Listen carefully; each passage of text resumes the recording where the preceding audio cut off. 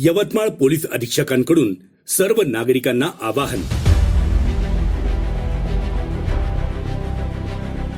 नागपूर शहरातल्या घटनेच्या पार्श्वभूमीवर कोणत्याही समाजाच्या भावना दुखावणारे, द्वेष पसरवणारे किंवा आक्षेपार्ह मेसेज, फोटो अथवा व्हिडिओ तपासणीशिवाय सोशल मीडियावर शेअर करू नका. अफवा पसरवू नका.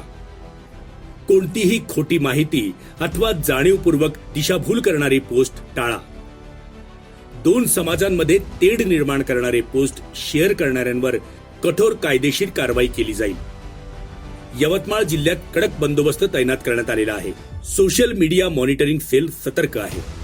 व्हॉट्सअॅप, फेसबुक, ट्विटर, इंस्टाग्राम यांसारख्या प्लॅटफॉर्म्सवर निरंतर नजर ठेवली जात आहे. शांतता व सामाजिक सलोखा राखणं ही आपल्या सर्वांची जबाबदारी आहे.